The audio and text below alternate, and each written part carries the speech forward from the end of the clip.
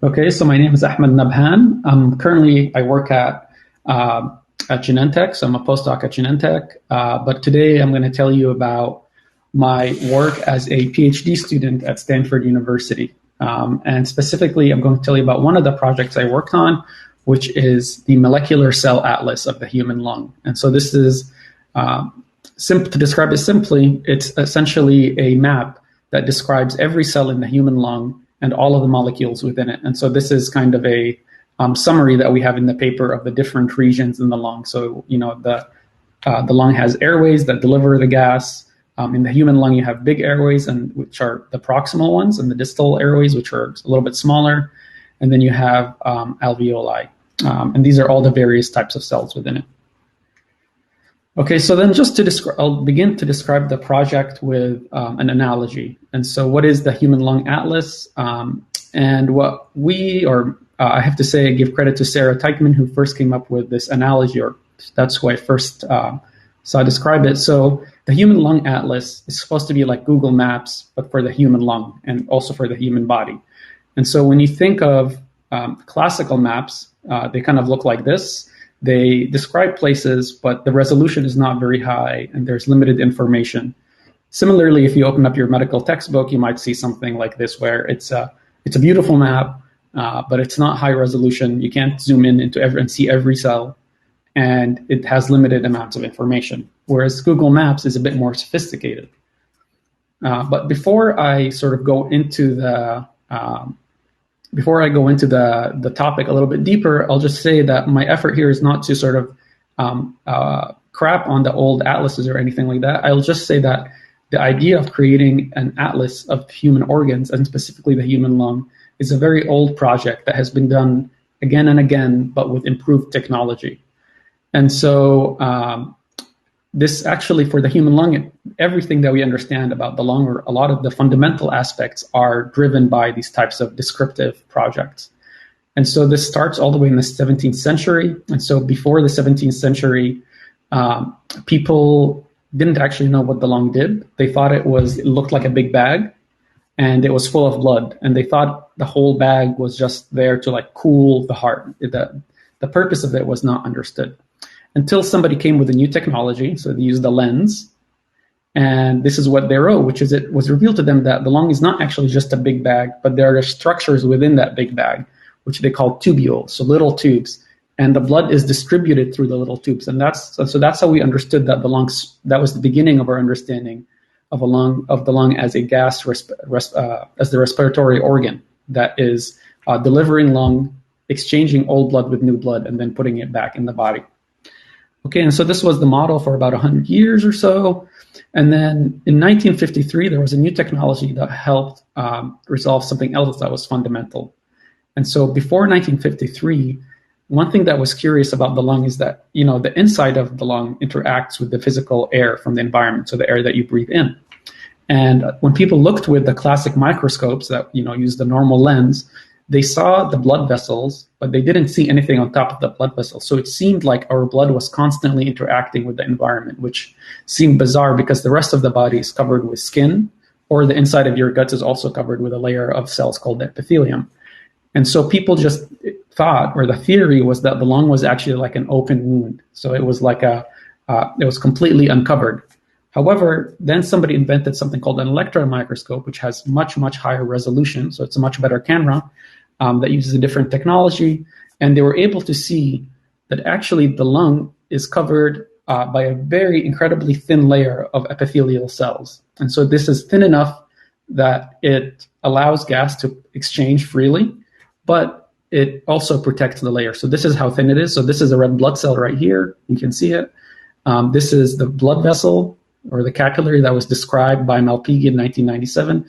And this very thin layer here, it's very, very thin, is the alveolar type 1 cell, which is protecting the blood vessels from bacteria while it's still enabling gas exchange.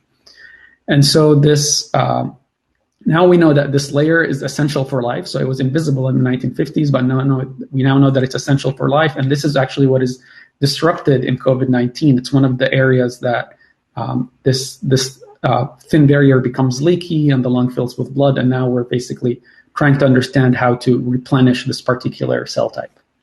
Okay, so now the atlas became a little bit more sophisticated, but it's still really based on its description of the shape and the size and the location of the cell, but at much higher resolution. Okay, and so now I'm going to tell you about a new type of technology that is basically refreshing this project, but instead of using something that's visual, we're going to use single-cell RNA sequencing. So in the previous talk, you saw Dr. Hamdi talk about DNA sequencing. Now I'm going to tell you about RNA. Okay, and so just to tell you how this new atlas is similar to Google Maps in improving the map of the human body. And so the first thing is that it's going to be very high resolution. So, in Google Maps, you can, if you haven't been somewhere, you can keep zooming in. There's a zoom in function until you basically zoom in and see the entire building. And so this is, for example, the Academy of Sciences in Amman. I haven't been there, but I can see it from my home here in California. Google Maps also has many layers of information. So there's the map itself, but there is, different layers of information embedded in it. Like you can look at the traffic, you can look at where restaurants are, things like that. And lastly, Google Maps also provides you with direction. So with it, you can interact with the map and ask it for advice. And so this is what we hope the Human Atlas will accomplish. Okay, but first let's talk about the technology. And so how do you actually make this map? What is the technology? How does the technology work?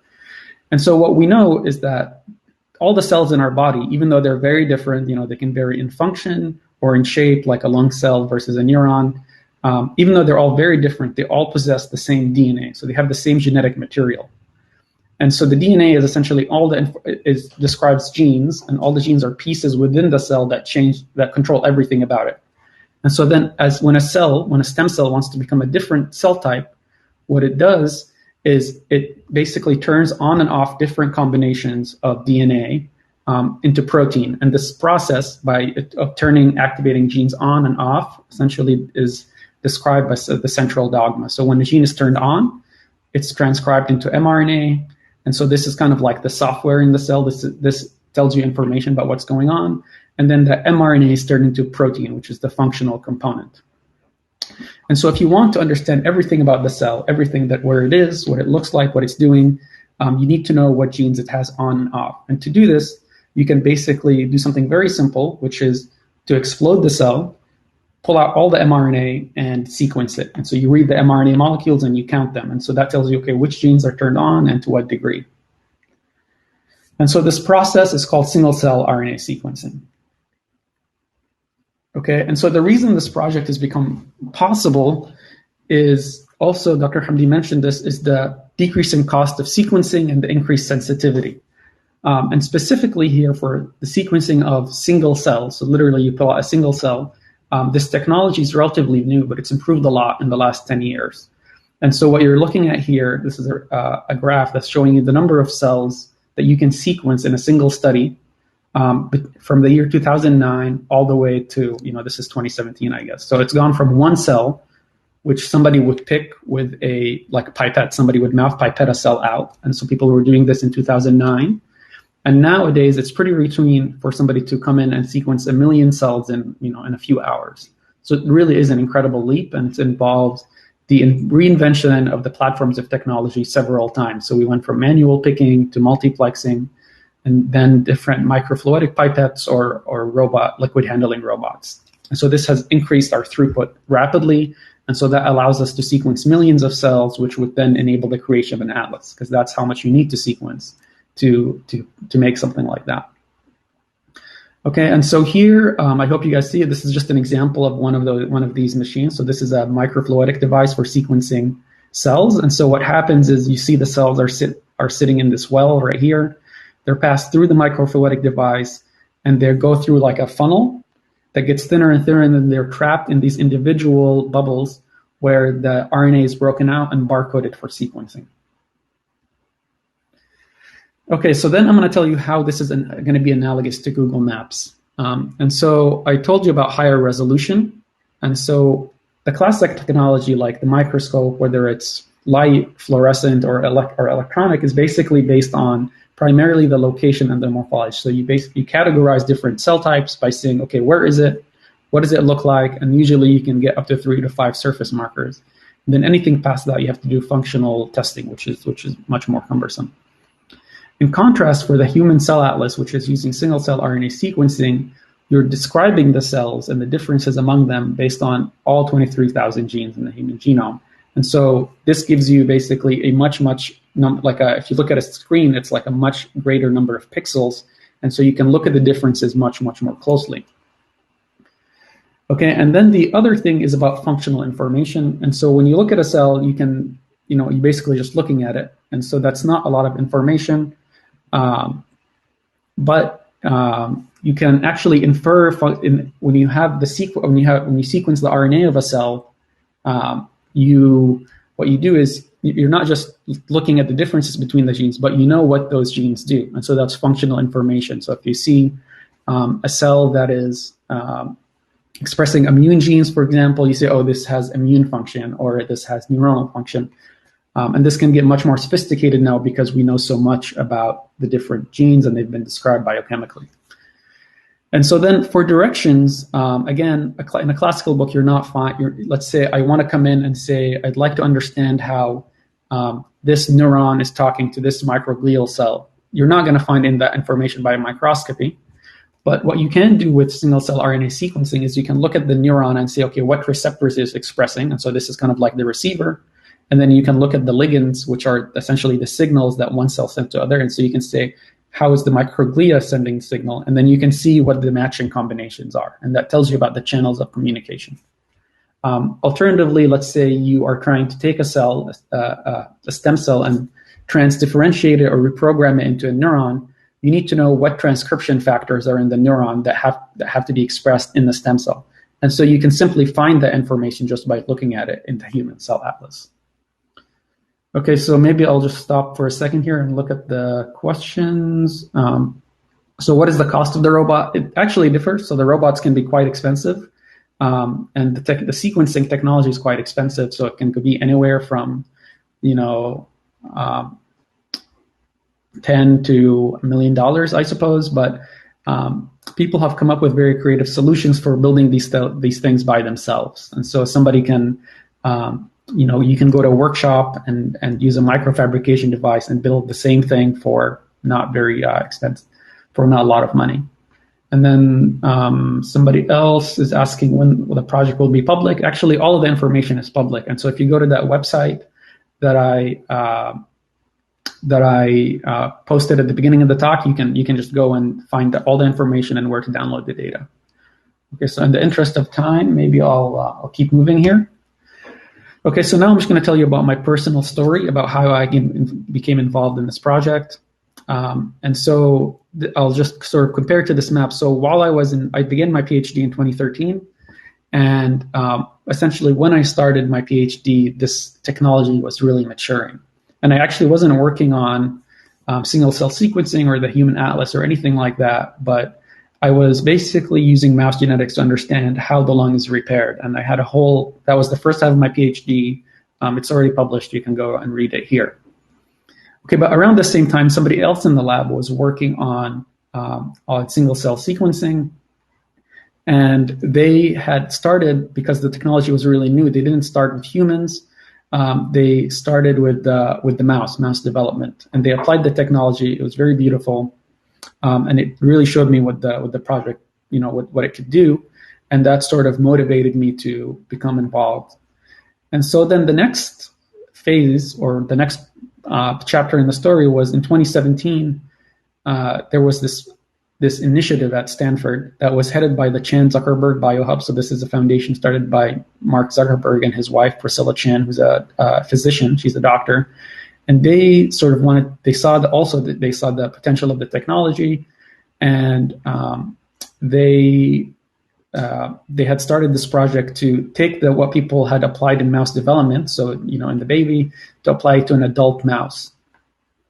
And this essentially, in this project, they needed somebody to be the leader for the lung, and I'd known quite a bit about the lung, and so I just took on that part of the project. And that paper is also, so essentially I led the lung group, and we did the isolation. I learned how to do the isolation and the sequencing of the mouse. And so this was in 2018, and we learned a lot. I learned a lot about how to do the project. But by this point, I'd been in my PhD for quite some time. I was ready to go. I wanted to do the human, but it seemed like it would take too long to do all the paperwork. But then something happened, actually. And so what it was is I was in the lab of Mark Krasnow, which is this guy right here.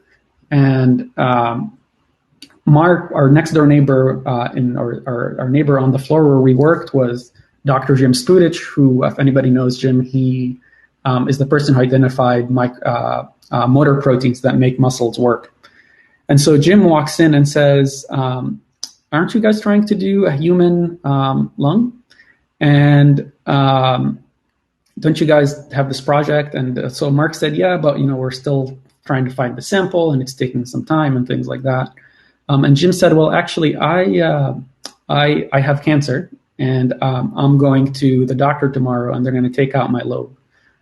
And so this was, as you can imagine, it was, first we were shocked because, we were worried about his health. But he said, don't worry, they found the tumor very early. They're going to cut out the whole lobe or part of his lung that has the tumor on it, and that should be curative. So he's going to be okay. But then they have all this lung tissue that we could use for the study. And so he said, would you guys like to use my lung for your science? And we said that would be, that would be an incredible opportunity. And so we said, when do we start? And he said, well, we start tomorrow. At 11 a.m. is his surgery. So then we essentially,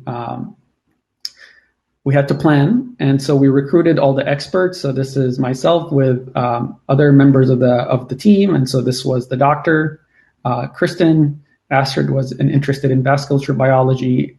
Rahul here was interested in immune cells, and Kyle is my co-collaborator who was interested in the stromal cells. And so even though, we only had one day to plan it, the fact that I'd worked on these projects, or all of us had worked on the projects for several years, meant that we could come up with what we thought was a pretty good plan, which is outlined right here. And essentially, to do something like this, you need a lot of money. So we were talking about maybe, a few $100,000. And I told you before that Mark Zuckerberg has started this biohub to do these kinds of studies.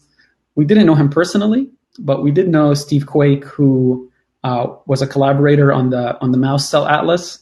And, we essentially tried to get in contact with him. So usually to do this, you need to write a grant. It takes several months, but we didn't have that kind of time. So instead we sent him a text message, which basically said, we need to start tomorrow. So can you guys collaborate and provide the technical support? And he basically, this was the grant application, and he said, yes, go for it. So we were off to the races. Just to tell you about our plan. And so essentially, our goal was to capture all the diversity in the human lung. And the lung has already many known cell types just based on location and morphology. So there's 45 known cell types. We listed all of them right here. So later we actually we looked at the literature and we made a long list. And we knew that it was a big task. So what we did is we essentially captured the lung. We captured pieces of tissue from different parts of the lung because there's some variability in the cell type along the proximal to distal axis. And so this was patient one. This was Jim's lung, but since then we've actually done it with several other patients. One of the things is that the lung has different types of cells within it. So not all the cells are structurally different. So there's immune cells that fall apart really easily. There's structural cells that don't fall apart as easily.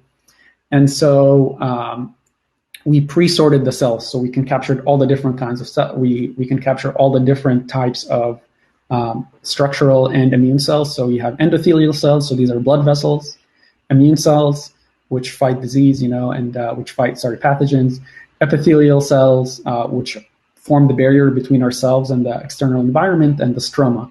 And so we pre-sorted them, and then we loaded them on these two single-cell sequencing platforms.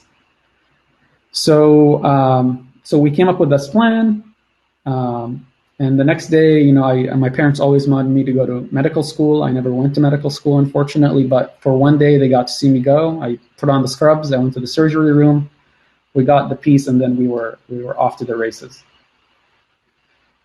Okay, and so this is essentially what physically is happening. So when you get the cells, you capture the mRNA and you read it. What you end up with is a gene expression matrix, where it's a big matrix, and each cell in the matrix you basically count the level of gene expression. And so it's a big matrix, 23,000 by 75,000. So anyway, so then you capture your cells, and then you do something called dimensionality reduction, because there's a lot of information here, and you want to look at the features of your data that describes the variability between cells. And so then you group the cells based on their similarity. And so this is what you're seeing here. So the color essentially is reflecting how similar each of the group, each cell is. So each point here is it's a molecular group. So this is a cluster of cells that's described based on which genes they express. So we found 58 molecularly distinct cell types. Okay, so essentially what we found was that we found 58 molecularly distinct cell types. And so this should be a little surprising to you, because I told you earlier that there are 45 cell types. And so this is pretty incredible. Well, I'll just step back and say, of the 45 previously known cell types, we discovered 39. And so at first we were a little bit sad because we didn't get everything, but it's actually pretty incredible to imagine that this technology can capture essentially 90% of all the cells that have been studied over the past couple of centuries in just one experiment. Okay, but still that leaves about 20 clusters of cells that we hadn't seen before. And so this meant that we had discovered several new cell types. And these are shown red in here. So we discovered new epithelial cells, alveolar cells, etc. And I'll tell you just some quick vignettes on what these are and some of the results that we found. Okay, so the first thing was in the airway of your lung. And so this is where the air comes in.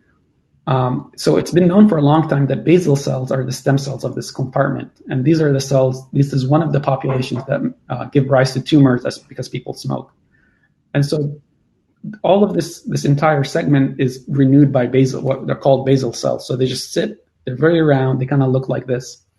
But what we discovered is that the cells that are so basal cells in this part of the lung and this part of the lung, even though they look the same and people have thought they are the same for centuries, are actually very, very different. And they differ in the expression of genes by maybe hundreds or maybe 1,200 genes. And so even though they look identical, they're actually they're incredible, they're very different. And so we are trying to understand now how that affects their stem cell function. And then, oops. Okay, so the next thing goes to this alveolar type 1 cell that I told you about. So this is the incredibly flat cell that is required for breathing.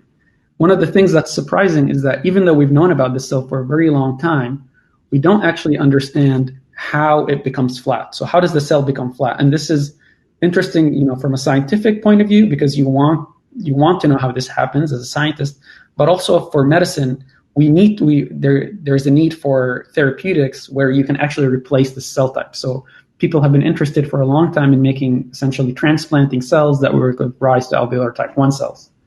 The problem is, to be able to do that, you need to understand the gene expression program of the alveolar type 1 cell. And then you need to understand what transcription factors drive the cell to become an alveolar type 1 cell. And both of these things were not known.